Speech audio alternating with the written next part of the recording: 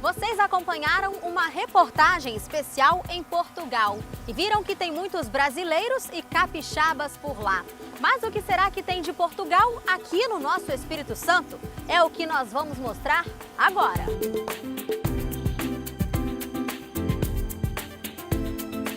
Tem o travesseiro de Sintra, que é um doce que foi criado em Sintra. Parece uma massa folhada. É massa folhada com recheio de doce de ovos. O pastel de Santa Clara, que foi criado pelas freiras do convento de Santa Clara em Coimbra. É uma massa fininha, crocante, com doce de ovos também. Este é o pastel de feijão. Feijão? Feijão. Nós lá em Portugal vendemos como pastel de feijão e todo mundo conhece como pastel de feijão. Eu aqui vendo como pastel de amêndoa, porque ele leva amêndoa também. O sotaque é inconfundível. Os doces típicos da culinária portuguesa nos levam direto para a terrinha. Mas peraí, estamos no coração da Praia do Canto, na capital capixaba, onde fica a doceria da Dona Teresa. O carro-chefe é o pastel de nata, um dos doces mais conhecidos de Portugal, como o Ricardo já mostrou pra gente, lembra?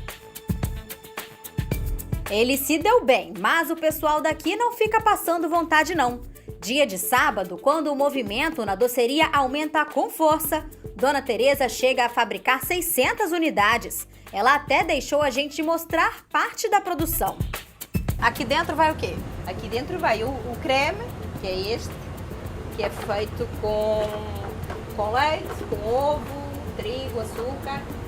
E aí a senhora me disse que esse pastel aí é um pastel que já nasce cansado, né? Nasce, porque a massa demora tempo a fazer, tem que descansar muitas vezes. E agora? Quanto tempo de forno? Minutinhos. Rapidinho tá pronto. Então vou comer pastel de Belém, pastel Quente, de nata, quente. quentinho, saído do forno. Saído do forno. Então enquanto isso a gente vai conversar um pouquinho.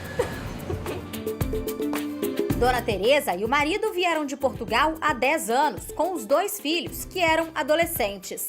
Na época, o país estava em crise e a família veio tentar a sorte em Vitória. Foi aí que eles decidiram empreender. Até então, Dona Teresa fazia doces apenas para a família e para alguns amigos.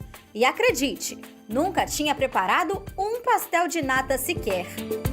Surgiu numa situação engraçada, porque estávamos numa reunião e tinham combinado de cada um levar qualquer coisa para petiscar, para fazer um lanchinho no fim da reunião. E houve uma pessoa que levou os pastéis. E eu vi todo mundo, quase brigavam por causa dos pastéis a levar e a comer e a levar para casa. E depois que o negócio embalou a família, que já gostava do Brasil, ficou realmente apaixonada pela nossa terrinha. A qualidade de vida que nós temos aqui, com o custo de vida, para ter a qualidade de vida, lá em Portugal não tínhamos. A senhora gosta de morar aqui no Brasil? Gosto. Eu gosto muito de calor. Adoro calor. Para mim nunca está demais. Está sempre bom. Mesmo quando a gente reclama que está calor, para mim está bom lá mesmo. Um povo brasileiro mais aberto, mais alegre, mais agradável de conviver. E a Copa do Mundo, hein, Dona Teresa? Como é que vai ser? O coração vai ficar dividido? O coração é Portugal, porque o coração é português. Eu torço por... Eu sei que ele nunca vai muito além. Depois, quando Portugal sair, aí torce para o Brasil. Aí torço para o Brasil. Tá certo. O papo tá bom, mas chegou a hora de saborear os pastéis de nata que acabaram de sair do forno, quentinhos e dourados.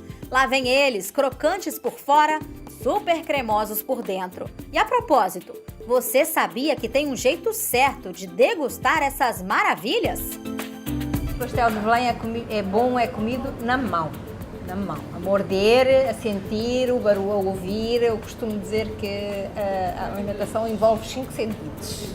Sim. É o olfato, é o paladar, é o tato, é a audição. Porque nós morder um pastel de Belém e ouvir a massa fazer é diferente de partir com um faca e com um garfo. Em Portugal ninguém come um pastel de Belém com faca e garfo, ninguém. Crocante ele tá, e bonito também. E agora, hein? Tá saindo uma fumacinha aqui.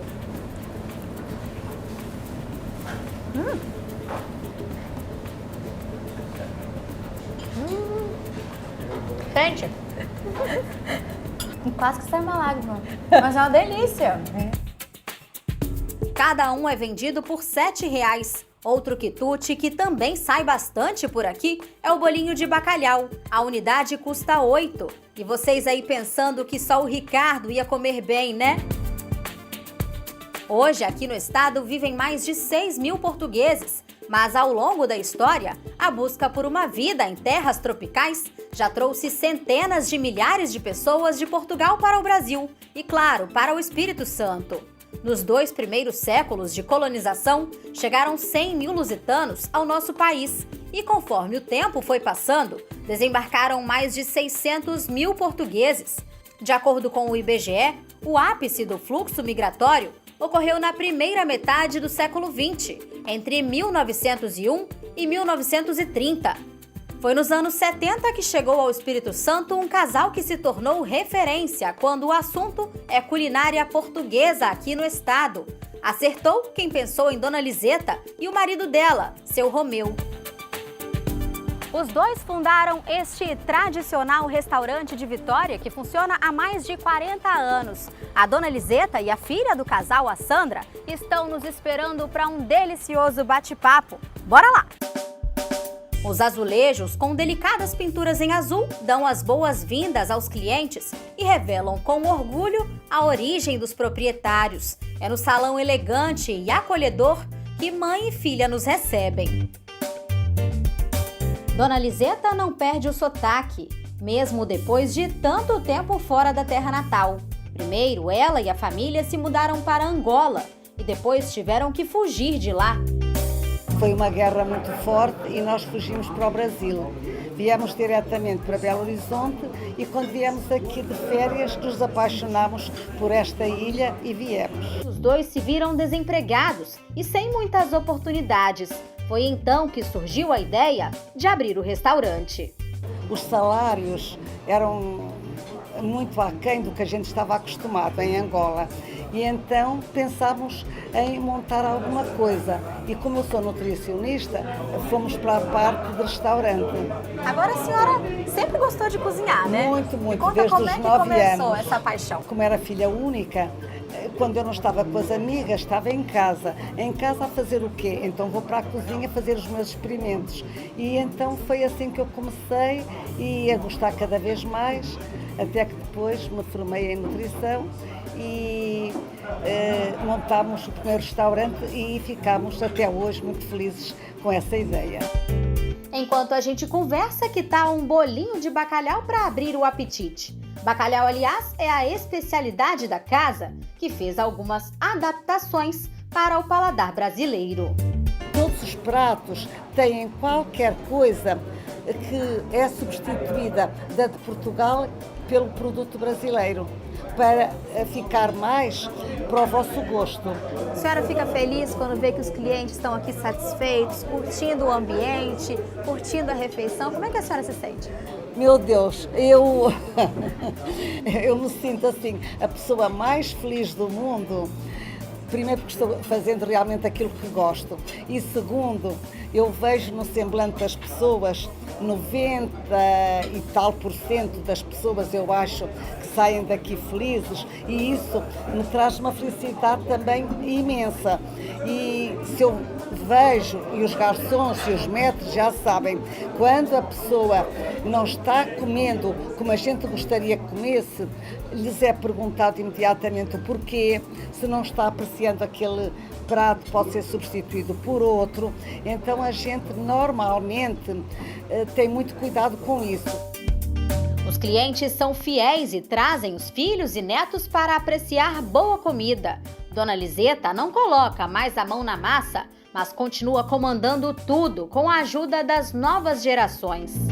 Eu já ajudava, mas com a pandemia tudo mudou. E o Fernando saiu, né? Ele é o meu irmão, ele estava na empresa, saiu e acabou enfim, abraçando mais.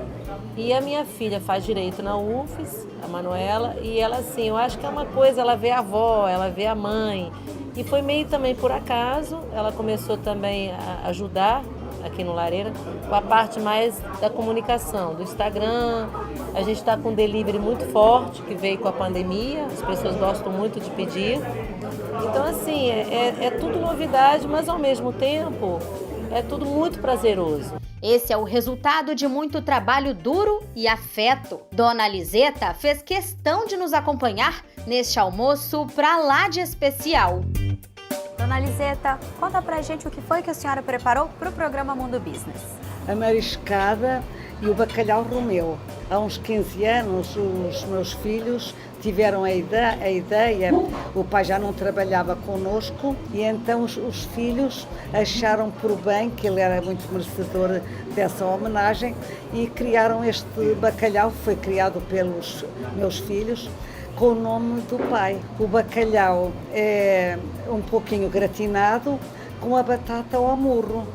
Esta batata é muito apreciada em Portugal. Então vamos experimentar. Bom apetite, tomara que gostem. Além de sermos portugueses, também somos angolanos e também somos, agora muito mais, brasileiros e capixabas, com maior prazer. Devemos muito a esta ilha e à sua população. A influência das tradições e da cultura portuguesa continuam presentes no Brasil e no nosso estado, como na torta capixaba, por exemplo, mas vão muito além da culinária. Por isso, 10 de junho se tornou, por lei, o Dia de Portugal no Espírito Santo. A primeira comemoração foi justamente este ano. É uma data especial para celebrar e resgatar as tradições.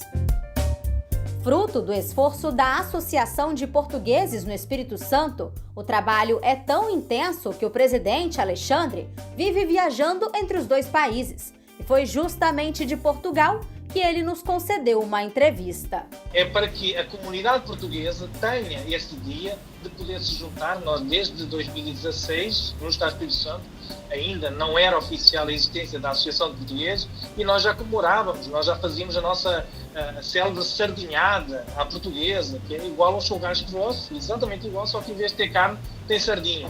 Nas últimas décadas, a chegada de portugueses em nosso país desacelerou. Hoje temos cerca de 100 mil habitantes da terrinha. Por outro lado, tem aumentado o número de brasileiros que vivem em Portugal. Tem brasileiros por toda a parte aqui no estado, em Portugal. Esse número sempre existiu, mas hoje é de uma forma muito mais elevada. Exemplos que eu ouço no gabinete atendendo justificam a vontade de ir embora, ou seja, é a questão de educação, principalmente para os filhos. Se tiverem filhos menores, vão ter uma educação melhor em Portugal. É a questão da segurança, podem caminhar, podem andar à vontade com relógio, com corda, com cordão, com celular. E a questão do acesso à saúde, que no entendimento brasileiro é melhor. Gerar melhores oportunidades para capixabas lá na terrinha e para portugueses que querem ter negócios aqui no estado é o objetivo da Câmara de Comércio Espírito Santo Portugal. Bom, o nosso estado, o Espírito Santo, tem hoje uma condição diferenciada a nível do Brasil. É um estado bastante equilibrado, economicamente muito estável, com uma situação fiscal invejável, né? Já há muitos anos. E, obviamente, a nossa indústria com isso tem crescido bastante. E também pela situação logística, pela situação geográfica que o Espírito Santo tem, né? De entrada e saída com um viés de exportação e importação. E o nosso estado, ele hoje está num raio de 1.200 quilômetros, ele abrange 60% do PIB brasileiro e as maiores cidades do país. Então, assim, acho que nós temos uma vocação hoje muito grande para ser um estado de logística, né? Um sucesso em logística. E por conta disso, eu acho que a gente tem a necessidade de abrir fronteiras para o exterior. E Portugal é a entrada para a Europa, né? Portugal não é só Portugal. Portugal é uma entrada grande para a Europa. Junto com a Câmara e com a Federação, a gente tem conversado bastante sobre um escritório de negócios em Portugal e, consequentemente, a facilitar as empresas daqui a terem um acesso. E a Câmara é mais uma engrenagem nessa peça para poder ajudar os industriais e dos outros setores da economia também. A ideia é estreitar também os laços comerciais, abrir caminhos para empreendedores e trabalhadores, além de promover educação profissional. Eu acho que, inclusive, uma troca na parte curricular, na parte de cursos técnicos, cursos superiores e até da própria história, né? Profissionais liberais, faculdades. Então, assim, eu acho que é um imenso espaço para crescimento disso, que já existe hoje, obviamente, toda essa troca cultural, mas acho que pode ser aumentada, especialmente aqui no nosso estado, né? Falando exatamente do nosso estado, acho que tem muito espaço aí para a gente fazer muitas coisas boas.